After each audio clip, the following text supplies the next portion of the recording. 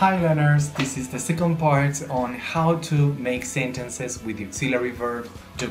In this case, we are going to create sentences in the negative form. First of all, it is important to know that the auxiliary verb do is used with the pronouns I, you, we, and they.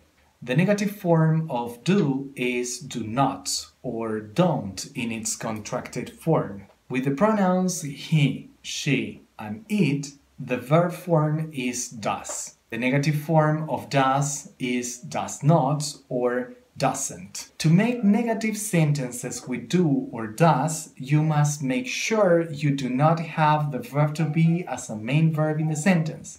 They are just incompatible because the verb to be has its own negative form.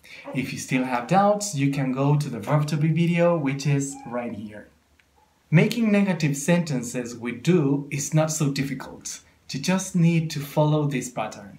Subject, do or does, this is the auxiliary verb, plus not, plus the verb, and then we have the complement. For example, they do not work on Sunday, or they don't work on Sunday. We use do because we have the pronoun they. We can also say Tom and Mark do not work on Sunday. Tom and Mark replace the pronoun they. Let's take another example. She does not like coffee. In this sentence, we have does because we are using the pronoun she.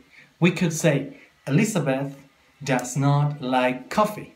Elizabeth replaces the pronoun she. Notice how the main verb of a sentence does not change. In the affirmative form, we would have Elizabeth likes coffee. In these types of sentences, we need to add an S to the verb because we need to conjugate it with the pronoun. In the negative sentences, the conjugation goes in the auxiliary verb, in this case, does. That is why we do not need to conjugate the main verb of a sentence.